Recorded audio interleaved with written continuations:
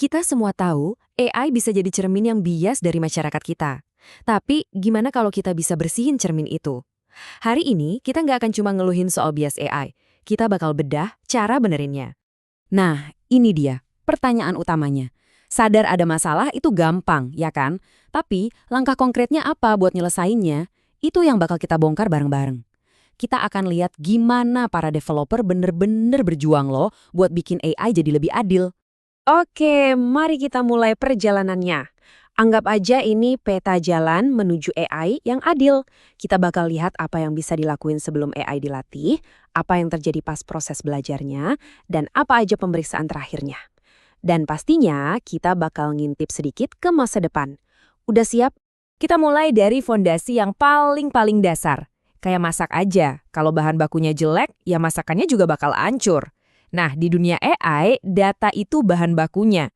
Kalau data kita dari awal udah tercemar sama bias, ya AI yang lahir dari situ udah pasti bakal bias juga.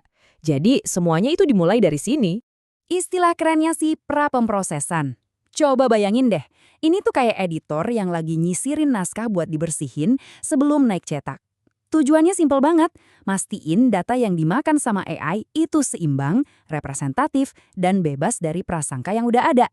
Terus, gimana persisnya kita membersihkan data ini? Jadi, gimana caranya kita mencuci data ini? Ada 3 langkah utama. Pertama, kita harus jadi detektif dulu nih, identifikasi. Cari di mana letak ketidakseimbangannya. Terus, yang kedua, resampling. Ini kayak kita lagi nyeimbangin tim. Mungkin kita perlu nambahin pemain dari kelompok yang tadinya kurang, biar adil. Dan yang terakhir, anonimisasi. Ini artinya kita sembunyiin informasi sensitif kayak gender atau ras, biar AI-nya nggak bisa pakai itu buat bikin keputusan yang nggak adil.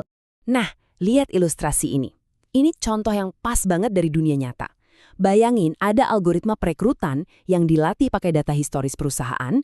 Kalau di masa lalu, ternyata perusahaan ini lebih sering merekrut laki-laki, ya AI-nya bakal belajar pola itu dan ngulangin terus.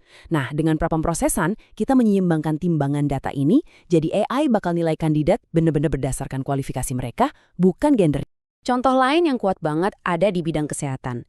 Beberapa model AI buat prediksi penyakit ternyata kurang akurat buat populasi minoritas. Kenapa coba? Ya karena data latihannya nggak beragam. Dengan secara sadar kita masukin data pasien yang lebih beragam, kita tuh bukan cuma bikin AI jadi lebih adil, tapi kita bisa bener-bener nyelamatin nyawa orang loh. Oke, data kita udah bersih nih. Tapi kerjaan belum selesai. Sekarang kita masuk ke tahap kedua, menanamkan rasa keadilan pas si AI itu sendiri lagi belajar. Anggap aja kita ngasih aturan main pas permainannya lagi jalan. Ini namanya in-processing. Jadi, kita nggak cuma benerin data di awal, kita secara aktif mengubah cara si model itu berpikir. Kita tuh pada dasarnya bilang ke AI, tujuanmu itu bukan cuma akurasi, tapi juga keadilan. Keduanya sama-sama penting. Salah satu caranya adalah dengan batasan keadilan atau fairness constraints. Anggap aja kamu ngasih tahu si AI. Hey, tujuanmu bukan cuma ngasih prediksi yang benar, tapi kamu juga harus mastiin tingkat kesalahanmu itu seimbang buat semua kelompok. Contohnya di sistem pinjalan, AI-nya dipaksa buat nggak sembarangan nolak aplikasi cuma karena demografi peminjamnya. Dan ini nih ada teknik yang cerdas banget, adversarial debiasing. Coba bayangin, ada 2 AI yang lagi bertarung. Satu, si prediktor yang tugasnya bikin keputusan. Yang kedua, si kritikus yang tugasnya justru nyari-nyari bias di dalam keputusan si prediktor. Tujuannya apa? Buat ngelatih si prediktor biar jadi adil banget. Sampai si kritikus yang cerdik itu pun nggak bisa lagi nebak atribut sensitif dari keputusannya. Ini kayak perang internal yang bikin AI jadi lebih kuat dan lebih adil. Oke, modelnya udah jadi. Selesai? Belum. Masih ada satu lapisan pertahanan terakhir, pemeriksaan akhir setelah modelnya selesai dilatih.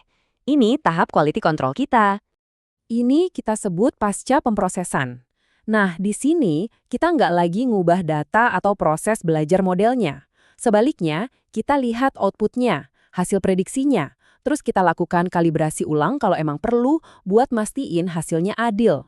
Contoh yang kuat banget ada di sistem kepolisian prediktif. Coba lihat deh gambar before di slide. Kalau AI dilatih pakai data patroli yang bias dari dulu, dia bakal terus-terusan ngargetin area yang sama.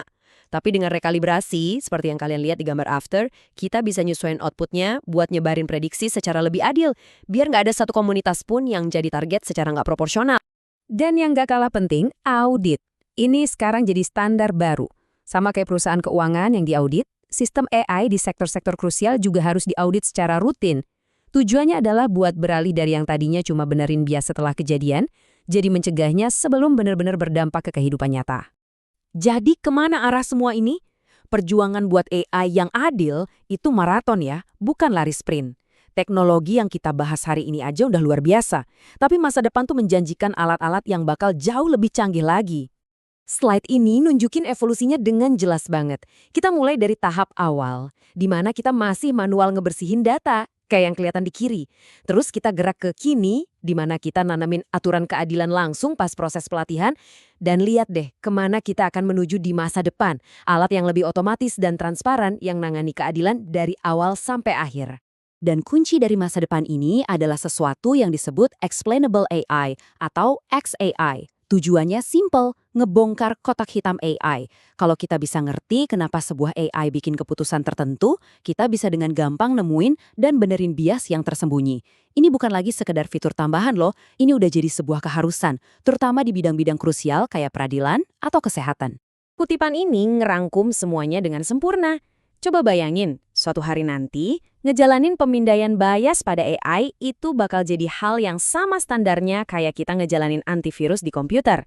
Ini bukan lagi soal pilihan, tapi sebuah keharusan. Dan kita tutup dengan pertanyaan reflektif ini. Seiring kita makin jago ngilangin bias matematis, tantangan terbesarnya justru balik lagi ke diri kita sendiri. Alat emang bisa benerin data, tapi pada akhirnya, kitalah yang mutusin nilai-nilai apa yang mau kita tanamkan ke dalam mesin ini. Jadi, apa inti dari semua ini? Bahwa perburuan AI yang adil itu bukan cuma soal kode, tapi soal kemanusiaan kita bersama.